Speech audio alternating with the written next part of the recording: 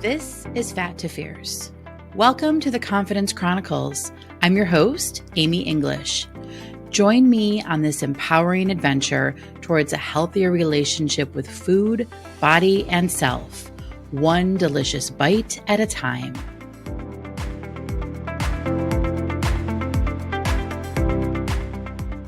Hello. Welcome to the Confidence Chronicles. This is episode number 54. And yes, I'm your host, Amy English. Bit of a mishmash today as far as our topic, because I was sitting here trying to figure out exactly what I wanted to talk about today. And I thought that there are a few ideas popped up. And then I thought, well, you know what? The last week has been really kind of chaotic and drama filled and crazy. And yeah, I'm talking about what's going on in the news, okay? And I felt it. I don't know, have you felt it? Have you felt it? I felt it.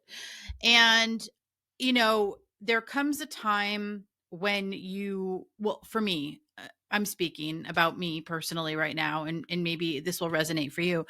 But there comes a time when I have to very carefully balance staying informed and not completely losing it, okay? Not going into the pit of despair, okay? I've talked about the pit of despair and the island of possibility and like all these things, right? It's really easy to go to the pit of despair. Actually, I've talked about them as the island of despair and the island of possibility. Have I shared that with you on this podcast? Listen, I'm sure at some point I have, but let me just describe it again. So in my mind, there's two places, right? There's the island of despair and the island of possibility. And it's like, which one do you want to go to, right? In your mind, with your thoughts, okay? Because it is really easy in today's world, in today's society, in current present times, to go to the island of despair. And I get it because there's a lot happening right now. And I'm not just talking political. I'm talking, fires and earthquakes and, natural disasters. You turn on the news and there's just so much. It's like, let me share this with you because this is interesting. This is on the political spectrum. Back in 2015-ish, I think, I watched House of Cards on Netflix, okay? And I remember at the time watching that. Maybe it was earlier than 2015. Oh, it doesn't matter. But I remember the first time I watched that show thinking, this is wild. Like, holy moly. Like, does this kind of stuff really go on? Like, it was a little bit batshit, right? I started rewatching that show again recently, and it was really our trip to DC during Thanksgiving that prompted me to start watching it again because I really did like it, right? As crazy and chaotic as it was. But I started watching it again recently and I noticed something. And yeah, it could just be because I know what to expect, but I just thought to myself, this show seems really tame right now. Like, this feels a little bit low key, not as chaotic as it seemed when I watched it the first time. And it hit me that the reality of the political landscape is much more chaotic than that show. And I don't know. I don't know why I shared that, but like, I think just to drive my point that things are a little wild right now. And maybe that's to be expected when there's a change, whatever. Here's my point. What are we doing to help ourselves through through the chaos, through the breaking news, through the unprecedented times, through the feelings, whether you're over on the island of despair or the island of possibility or somewhere in the island of neutrality, right? Because that's an island too. How do we continue taking the best care of ourselves, and how do we help ourselves to not, I guess, go down the rabbit hole, right? Because that's really easy too, especially if you're on various social media channels. And TikTok comes to mind. And listen, I love TikTok and I'm happy it's back and all that stuff. I really do have fun over there. And I have set a daily limit on my TikTok. Okay, this is part of self-care, okay?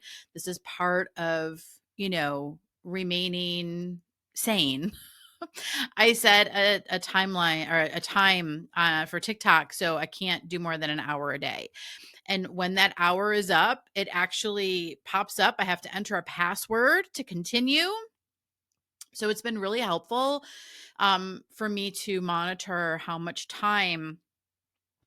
of my time I'm giving to that social media app. And I think you can probably do the same thing on Facebook and Instagram. I'm not on either of those nearly as much as I'm on TikTok.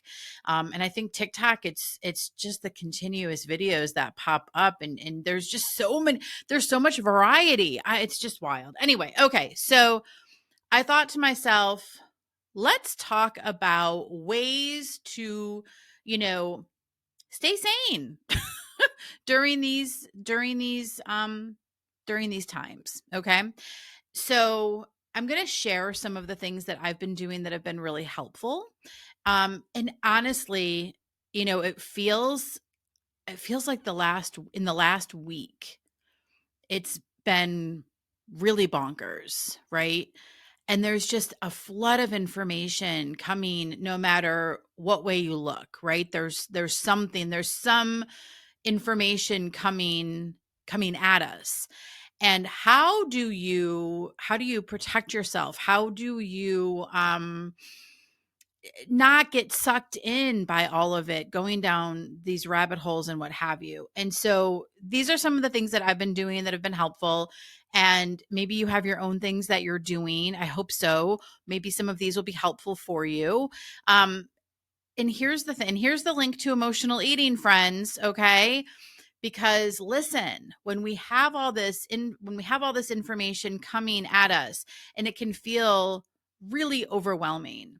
And for those of us who tend to feel things a little bit more deeply, if you're an empath, right, especially, you can feel the energy, you can read the energy, right? You can sense it, and that can impact you. I know that happens to me often, right? What we want to do is find ways that we can protect ourselves, protect our energy, be more aware of what's coming in.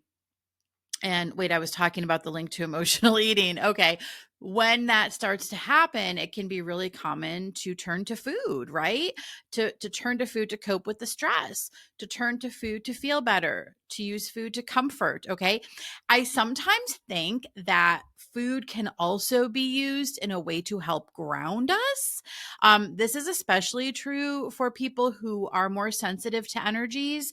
Think about it. Okay, eating the food, especially certain types of food, can almost, in a way, be a source to help ground when we're not aware of it. Like, we're not really aware that that's what it's doing, but that is what it's doing. So that's something to just pay attention to, right? Are there other ways to ground yourself if you don't want to use food in this way anymore? Are there other ways to find comfort? Are there other ways to find joy rather than continuing to use food? And I want to be clear that in no way are we knocking food, right? Food's delicious. I get it. There's certain things that I absolutely love to have. I'm not an anti-food person, not by any stretch of the imagination. I enjoy certain foods. It's just, for me, if you listen to any of these episodes, you probably picked up on this by now. For me, food just became a very unhealthy source of comfort. It did become a problem specifically when I was stress eating, because I didn't think I had control, and I was using food as a way to comfort, as a way to soothe, as a way to de-stress, and as a way to ground, right? As a way to feel safe. And in many ways, the weight can serve as that. The weight can serve in very similar ways. I'm not going to go down that path today. But here's my point, is that in times of chaos, when there's a lot of overwhelming information and things are happening, listen, it's just like if you were thrown a curveball in your life. Okay. I talked before. I've had many curveballs, right?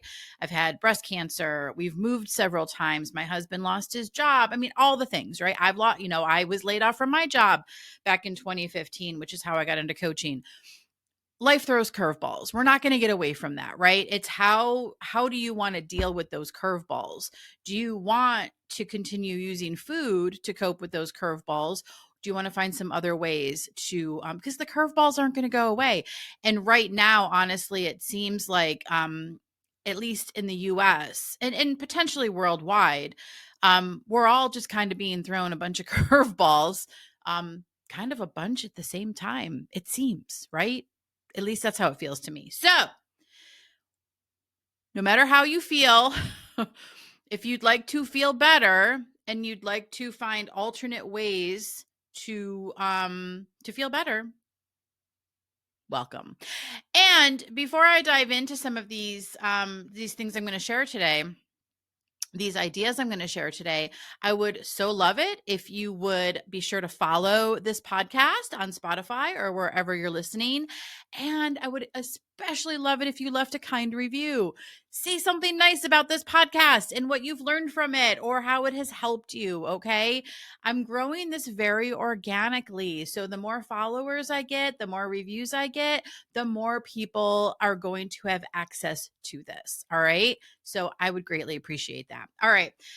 So taking care of ourselves in the midst of chaos. And I will remind you, it's funny, I reference back to this particular episode very often. Okay. So if you've listened, you may know what I'm about to say.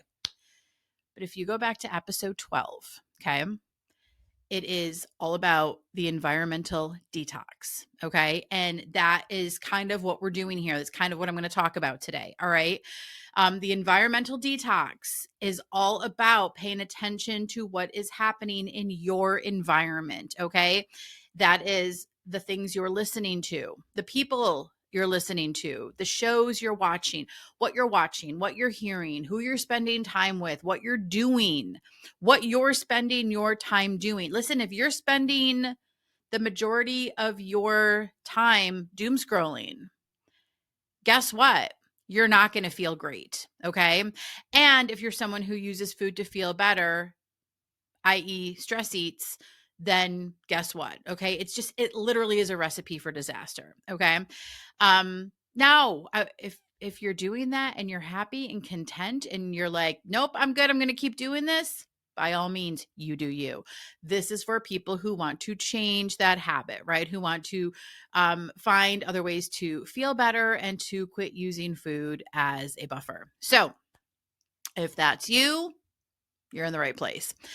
So what we want to do is recognize the environment. Okay. And so I would invite you to listen to that episode 12 again as a refresh on what to do, right? How to just really start paying attention to everything that's coming at you, right? Everything that you're using your senses for. So that's hearing, seeing, right? The energy of the people that you're around, that you're spending the most time with. And in no way, shape, or form is this a time to like kick people out of your lives. We're not saying that, okay? But you want to be mindful of who you are spending your time with, how they leave you feeling. And I mean, come on, we've all been in situations where we may work with people who don't mesh well with us. And sometimes we can't do anything about that. We're stuck working with this person or whatever. There are ways to improve that environment without, completely ignoring that person or having to go out and find a new job. Okay. There are ways that you can make that experience better for you by doing some self-care things, by doing some things to take care of yourself, to protect your energy. One thing I do almost every day. I'm just realizing I did not do it today. Is I say a prayer and I visualize myself and my loved ones wrapped in a bubble, wrapped in a bubble of white light and protection. But I pray daily. And that's something that, soothes my heart, and helps me feel better. And I mean, really, whatever religion you follow, or not, like you can still,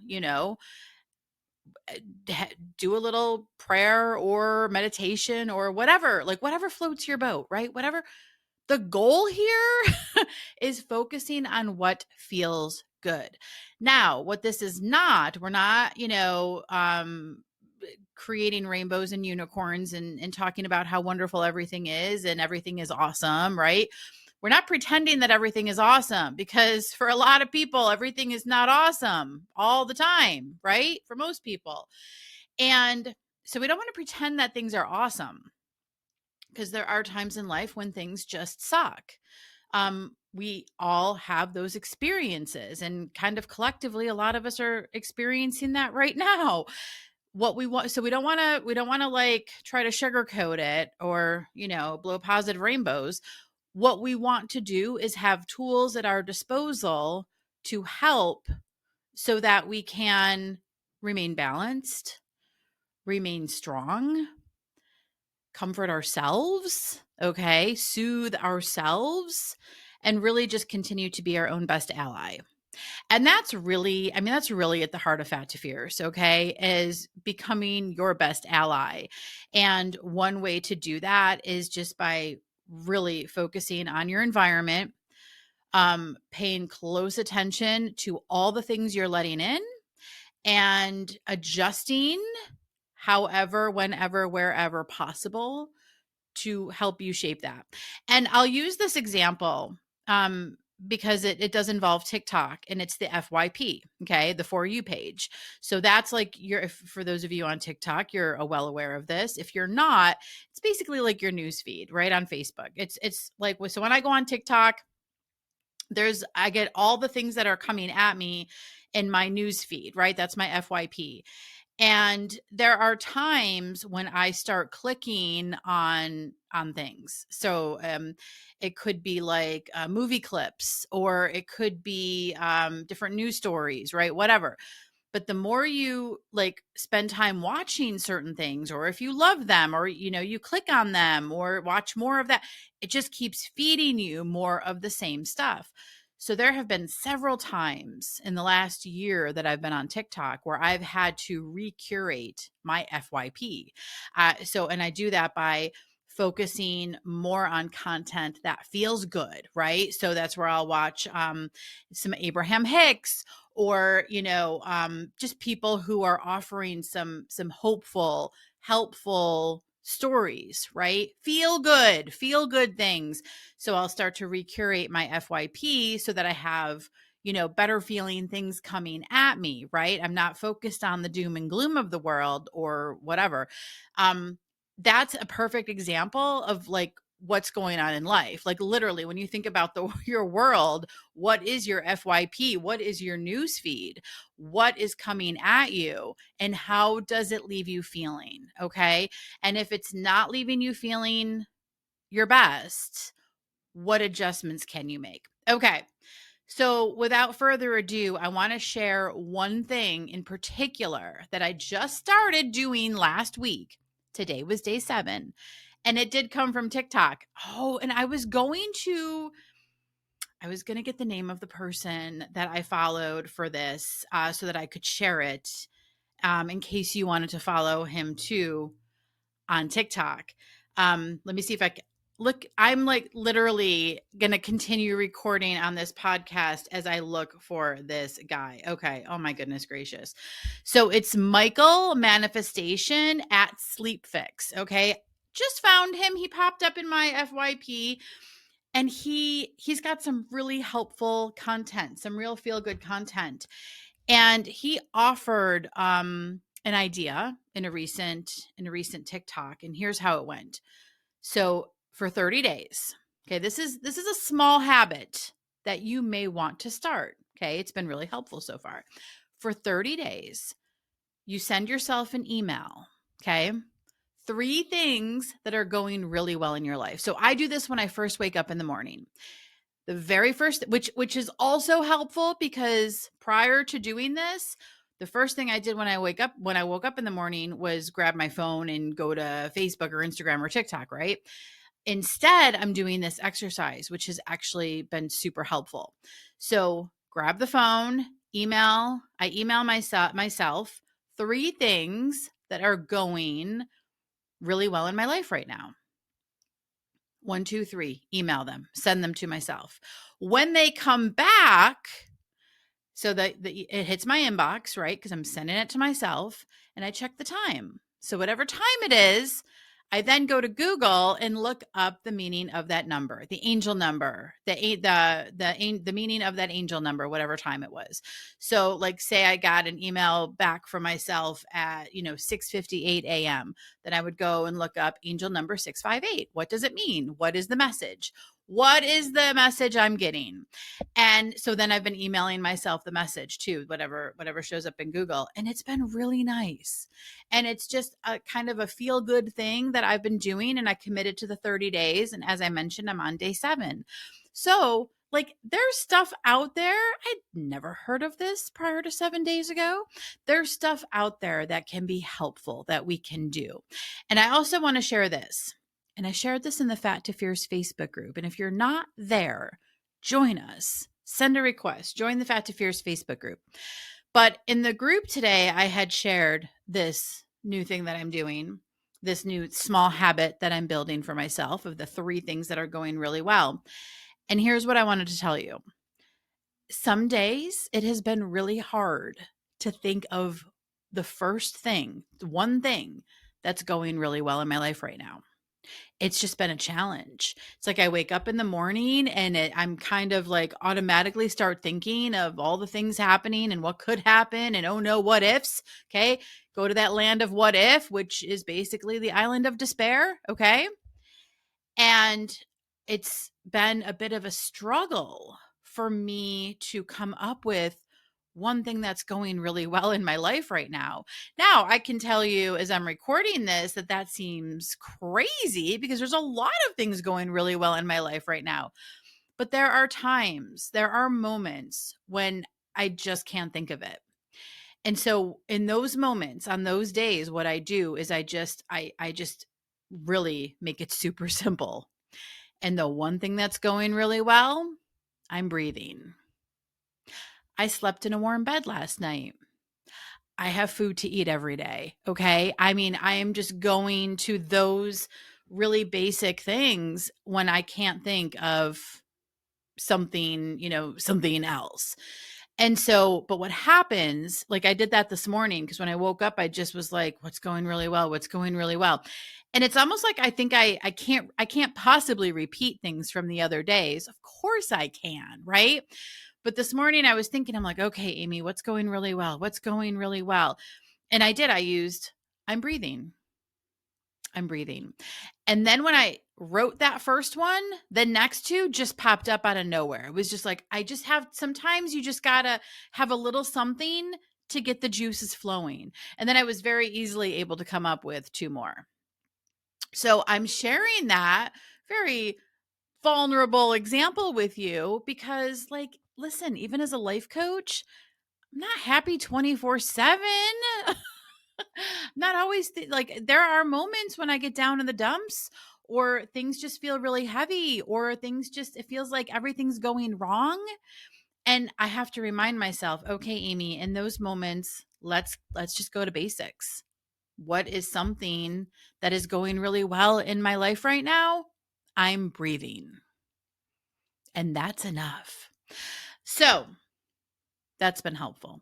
One other item that I wanted to share today that has been really helpful. So I may have shared with you before that I was trained as a life coach through Martha Beck's life coach training program. And her books have been game changers in my life, especially the very first one I read by her is called Steering by Starlight. And if you feel nudged to go check that out, I would follow your intuition and check that book out. that was kind of what sealed the deal for me in terms of becoming a life coach. It was just an amazing book. But anyway, she recently came out with a new one called Beyond Anxiety, and I wasn't going to get it, but a friend of mine got it. One of my fellow coach buddies who I still talk to every week. We've been talking every week for the last 8 years. She recently got the book and said it was amazing. So I went ahead and got the audiobook, and it is amazing. So that book's been really helpful in understanding more about anxiety, okay, which is a very common feeling that many of us experience, especially now, okay. So if you're someone who is into the self-development books, I would definitely, I've been pointing a lot of people in that direction, quite honestly, listening to that book or reading that book, because it's been really helpful. And one thing that's wonderful about Martha Beck books is she does offer a lot of exercises in the book. So like practical exercises that you can do on your own, that are very, very helpful. So that's been a great choice as well, for just, navigating these times. And yeah, and just taking good care of yourself. Going back to grounding with food, if that's something that landed for you when I mentioned it earlier, and you recognize that you may use food as a way to ground yourself, and think about it. I mean, it makes a lot of sense, right? We're putting the food in, we're filling ourselves up. That's going to help weigh us down, feel more grounded. If that lands for you, some other ways to feel grounded. If you can, depending on weather, go outside. That's another thing. Oh my goodness, I forgot about that till just now. Another thing I've been doing more often with my husband Garrett is going for walks. Now I know I live in North Georgia, but it's been cold here, and I love winter because I'm originally from Buffalo. Let's not talk about the Bills, okay? It was a very upsetting game on Sunday. Anyway, go Bills. But we've been walking a lot more because I love winter and I love winter walks. And so going out for a walk has been wonderful. And just being outside, obviously I'm not going to go out barefoot right now because it's been really cold, but just being outside can help. Doing a meditation, right? Writing for me, writing is actually very helpful for me in feeling more grounded. So again, these are just other things that you can try, that you can do if you recognize that maybe you do use food as a way to ground, or a way to feel better, feel connected, feel comforted, and that's something that you want to change. So there are tools, friends. There are always tools. And I guess, it was funny. My husband said something to me the other day that made me laugh. And he said, because we were talking about hobbies, right? And reading is one of my hobbies. I love to read. Oh, that's another thing. I really do feel like we're just sitting at coffee right now. Sorry. But another thing is, one of the best things I've done in the last year is start a book club. It's a local book club that I have here with some of the other parents that we know in the area. But let me just tell this story really quickly, because if you're someone who loves to read and you would love to find a book club. So I was part of a book club prior to COVID. Okay. It was a local book club, and we read all like fiction, right? I saved the nonfiction and the self-development for my coach friends. Anyway, I was part of a book club pre-COVID. And when COVID happened, the book club just kind of dismantled, and it just went away, and it never started up again. And we tried to do it on Zoom, but it just wasn't the same, because we would meet once a month and everybody would bring food. And it was just like a really great time to connect and be together and talk about the books we were reading. We read some really great books. Anyway, when that ended, and once, we were back to normal, finger quotes there, I really wanted to be part of a local book club again. And I just couldn't find one. And so it just so happened that one of the fellow band moms, my kids are both in band and marching band in high school. One of the other band moms also loves to read. And so we got talking, the two of us, about Kristen Hanna books. Kristen Hanna fans over here, okay? We were talking about The Nightingale, and I think at that time, The Great Alone, and there was Four Winds had just recently come out. And so we were talking about, and we were sharing the books, and I had asked her, I said, hey, listen, if you ever hear of a local book club, would you let me know? Because I'd love to join another book club. And she said, oh my gosh, me too. Like, same here. If you hear of one in your travels, let me know. And so with that, we parted ways and went back to life, like living life. And it was a couple weeks, gosh, maybe a couple months later. And I just said to her the next time, would you want to start a book club? Like, why don't we start a book club? So we did. Okay. Long story short, we started a book club. And in the very beginning, it was just myself, her daughter, and then another band mom. And now it's grown. And now the husbands come, the partners come, and sometimes the kids come, and it's just become a really cool thing. So I share that with you to say, like, you never know. If there's someone you know who does something that you enjoy and you want to start a little club, look, it can happen, right? And honestly, it's been really good. It's been really fun. And that's something to look forward to. What are we reading this month? The Second Mrs. Astor. So, and it's been really good so far. So yeah. Oh, and back to Kristen Hanna, The Women, which came out last February, 2024. That was really good too. I love her books. It's a tie between The Nightingale and The Great Alone for my favorite. Okay, I am rambling now. I'm going to stop this. I hope you have a great day. I hope you have a great week. I hope you find some of these ideas helpful, whether you use them or use them as a jumping board to kind of find ideas that are more aligned with you, right? As I always say, like, you don't have to do what I do, but like maybe they'll help you come up with some ideas for you to just take good care. Okay. Because at the end of the day, that's what we got to do. We got to take care of ourselves, and we will be okay. All right. I hope you have a great week, and I will talk to you next week.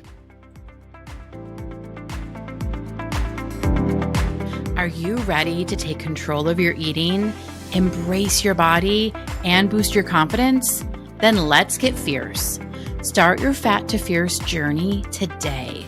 Go to amyenglishcc.com for more resources and to book your discovery call.